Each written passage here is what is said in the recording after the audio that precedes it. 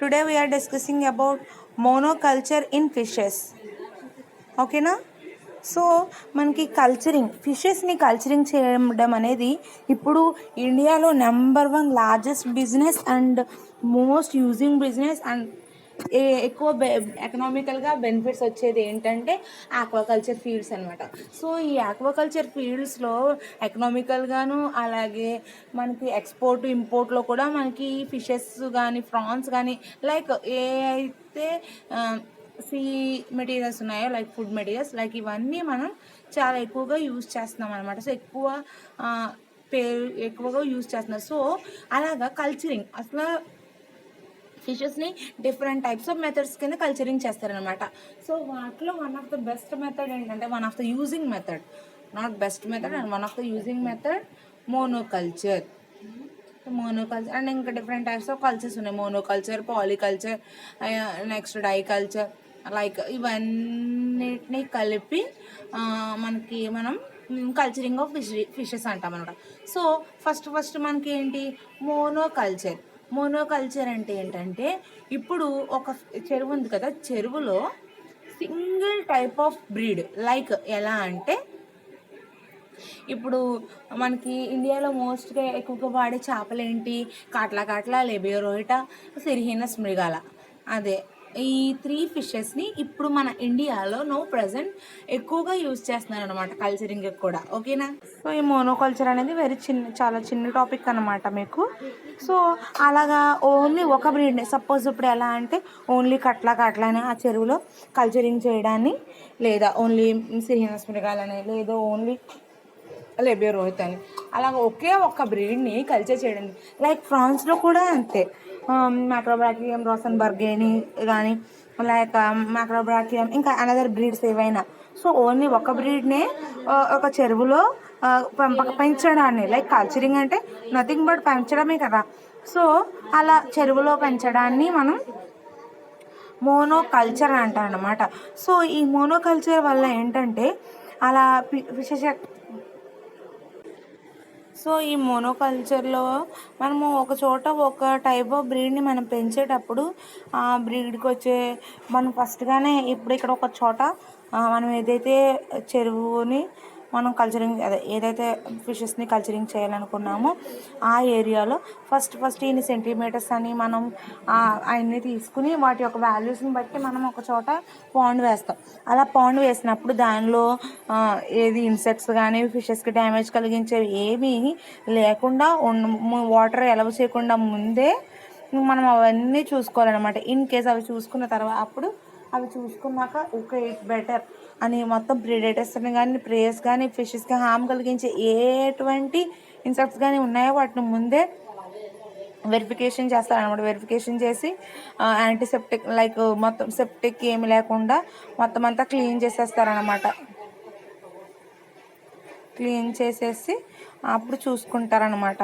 So అప్పుడు చూసుకుని then water అలో చేస్తారు. వాటర్ పంపిన తర్వాత ఆ పాండ్ ఫిల్ అవుతుంది కదా, ఆ పాండ్ ఫిల్ అయ్యాక అప్పుడు మనం ఏదైతే బ్రీడ్స్ని వేయాలనుకుంటున్నామో అవి ట్యాడ్పోల్ షేప్లో ఉండగానే వాటిని అందులోకి వేస్తారనమాట.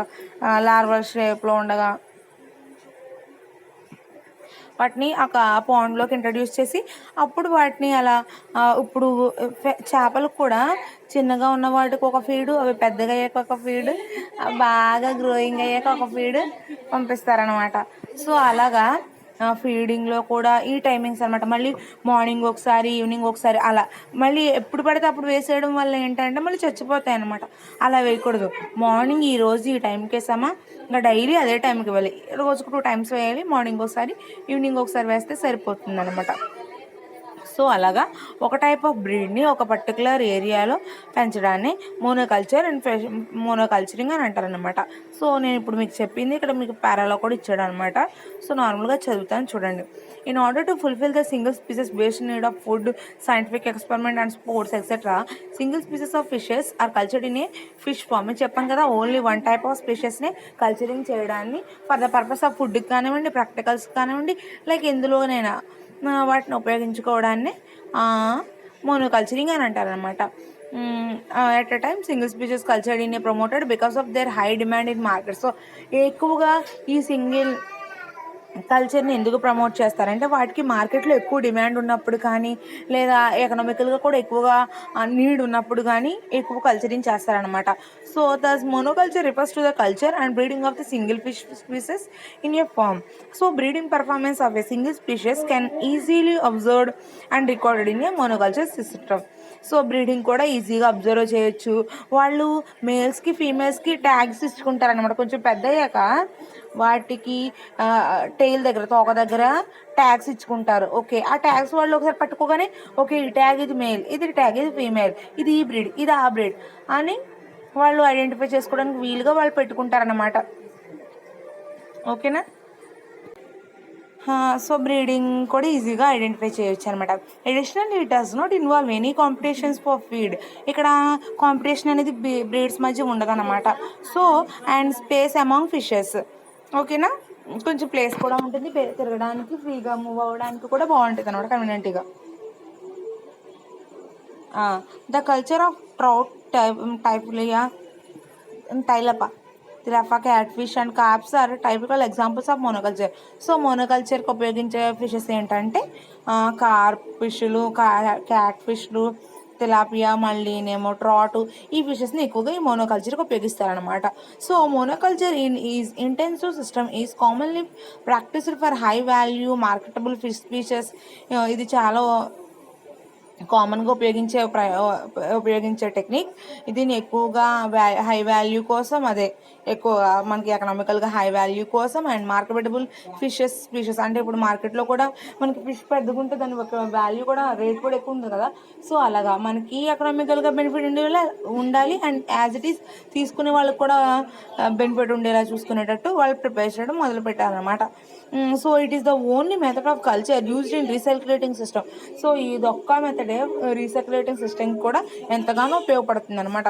So running water system and in cages whenever the supply of natural food is limited.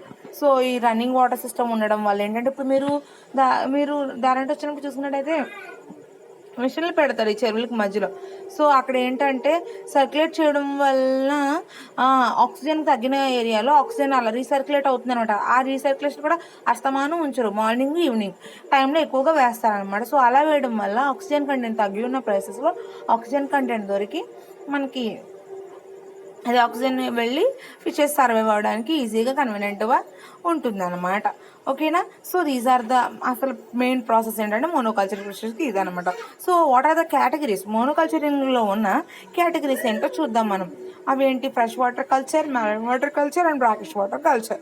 So these 3 different types of cultures అనమాట.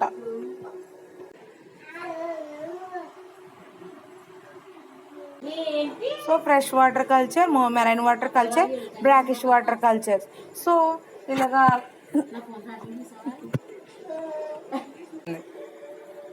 ఫ్రెష్ వాటర్ కల్చర్లో ఏంటంటే ఫ్రెష్ వాటర్ ఫిషెస్ని కల్చరింగ్ చేయడాన్ని ఫ్రెష్ వాటర్ కల్చర్ అంటారు. నెక్స్ట్ మెరైన్ వాటర్ కల్చర్ ఏంటి?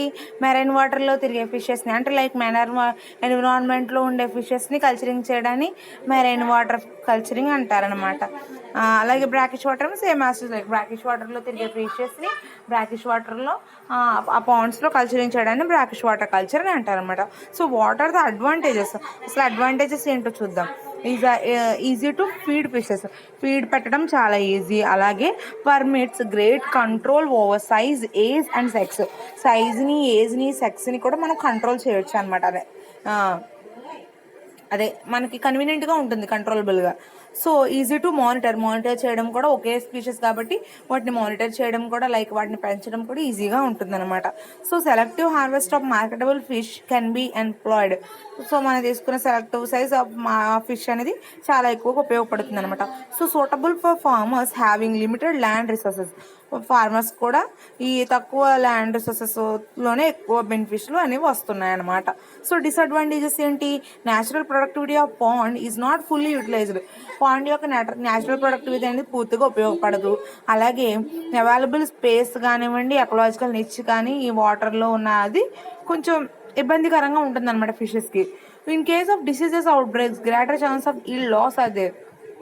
ఒకవేళ ఏదైనా disease కనుక వస్తే చాలా ఎక్కువ పర్సెంట్ లాస్ అనేది అయిపోతుంది అనమాట. So next, cannibalism may also be possible among fishes. So cannibalism కూడా దారితీసే ప్రమాదం ఉందన్నమాట. So more risk of regression in water quality like dissolved oxygen depression. So అలాగే ఆక్సిజన్ కంటెంట్ తగ్గిపోయే ఛాన్సెస్ కూడా ఉన్నాయన్నమాట. Due to the dependence of fish species on natural food as in common fish growth is affected in case of shortage of natural food. So దీనివల్ల కూడా మామూలుగా ఫుడ్లో కూడా ఏంటి సరిపోకపోవడం, వాటి మధ్య కాంపిటీషన్ వచ్చేయడం, సో అలాంటి చేంజెస్ కూడా ఉన్నాయన్నమాట. సో కల్టిబుల్ ఫిషెస్ అంటే ఈ మోనోకల్చర్లో కల్టిబుల్ చేసే ఇండియా ఫిషెస్ ఏంటో చూద్దాం. ఇండైజినస్ ఫిషెస్ ఏంటంటే కాట్లా చెప్పాను కదా, లేబియోరోయిటా, ఎల్ కాల్బసస్, సెర్హీనస్ మృగాల, హీనియస్ సిరోసా. సో ఇవి ఇండైజినస్ స్పీసెస్ అనమాట. ఎగ్జోటిక్ కార్ప్స్ ఏంటి, హైపోథాల్మిక్తిస్ మాలిట్రిక్స్ అంటే సిల్వర్ కార్ప్ అంటారు దాన్ని. అది కాకుండా సిప్రినస్ కార్పియో అండ్ టీనోఫారింగిడాన్ ఐడెల్లా, దాన్ని గ్రాస్ కార్ప్ అంటారు. So these are the different cultivable species which can be used in India for the purpose of monoculturing పెంపకంలో ఎక్కువగా ఉపయోగించే చేపలు అనమాట ఇవి. ఓకేనా. మోనోకల్చరింగ్ అంటే ఏంటంటే మనం నిర్మించుకున్న చెరువులో కానివ్వండి, అదే చేపల చెరువులను కల్చరింగ్ చేసే వాటిలో ఒక రకమైన బ్రీడ్లను, ఒకే రకమైన చేపలను పెంచడాన్ని మోనోకల్చర్ అంటారు. ఏక పెంపక విధానం అని కూడా అంటారు తెలుగులో. ఓకేనా. So what are the characteristics, ఈ కల్టిబుల్ చేసే ఫిషెస్కి ఉండవలసిన క్యారెక్టరిస్టిక్స్ ఏంటో చూద్దాం ఇప్పుడు. So they must possess fast growth rate. వాటి యొక్క గ్రోత్ రేట్ అనేది చాలా ఫాస్ట్గా ఉండాలన్నమాట. And then they should be able to feed on cheap artificial feed. ఇవి నార్మల్గా ఫుడ్ కూడా అవి తీసుకునే ఫుడ్లో నార్మల్ ఫుడ్ తీసుకోగలగాలి. అలాగే ఇన్ కేసు మనం ఫుడ్ పెట్టలేంలో అక్కడ ఉన్న ఫుడ్ ఏదైనా తీసుకుని సర్వైవ్ అవ్వగలగాలి. ఏ ఫుడ్ పెట్టినా తిని సర్వైవ్ అవ్వగలగాలి అనమాట. సో అలా ఉన్నాయా లేదా మెయిన్ అది చూసుకుంటారు. ఒకవేళ అలా చూసుకోకపోవడం వల్ల ఏంటంటే ఒకవేళ మనం ఫీడ్ వేయలేదు, అక్కడ ఉన్న న్యాచురల్ ఫీడ్ ఏమి వేయలేకపోయాం, ఆర్టిఫిషియల్గా ఏదో వేసాం, సో అవి వాటికి పడకపోతే అవి చనిపోతాయి కదా, అప్పుడు ఎకనామికల్గా లాసే కదా. సో మెయిన్ ఫుడ్ ప్రిఫరెన్సెస్ అనేవి ఎక్కువగా చూసుకుంటారనమాట. సో నెక్స్ట్ ఏంటి, hardy fishes should be preferred. అంటే రెసిస్టెన్స్ పవర్ ఎక్కువగా ఉన్న ఫిషెస్ని ఎక్కువగా యూజ్ చేస్తారనమాట. So they must have high tolerance against adverse physiochemical water parameters. అలాగే వాటికి అంటే ఒకవేళ టాలరెన్స్ కండిషన్ అంటే అరిడిటీ కానీ లైక్ థ్రస్ట్, అక్కడ వాటర్ ఎండిపోయే ప్లేస్ వచ్చినా లేదు, వాటర్లో ఆక్సిజన్ కంటెంట్స్ తగ్గిపోయే సిచ్యువేషన్ వచ్చినా సర్వైవ్ అవ్వగలిగిన ఫిషెస్ని అంటే లైక్ వాళ్ళు వెంటనే అది చూసుకుని దానికి సప్లై చేస్తారు. ఇన్ కేస్ ఒకవేళ సప్లై చేయడం లేట్ అవ్వగలిగితే చనిపోకుండా తట్టుకోగలిగే స్పీషెస్ అవునా కాదా చూసుకుని and then they are use to culturing అనమాట. They should be process disease resistance. Main ఇది ఏ డిసీజ్ వచ్చినా తట్టుకోగలిగే కెపాసిటీ ఉందా లేదా, సో రెసిస్టెన్స్ ఉన్న ఫిషెసా కాదా చూసుకుంటారు. Next, the fishes should be good nutritional value. వాటి యొక్క న్యూట్రిషనల్ వాల్యూ కూడా మంచిగా ఉందా లేదా చూసుకుంటారు. And they have easy to harvest చేయడానికి ఈజీగా ఉందా లేదా కూడా చూసుకుంటారు అనమాట. And they should be prolific breeder. So ఇవి బ్రీడర్స్ అనేవి ప్రోలైఫిక్గా నార్మల్ అని చూసుకుని then they are used to culturing అనమాట. So these are the characteristics of cultivable fish species అనమాట.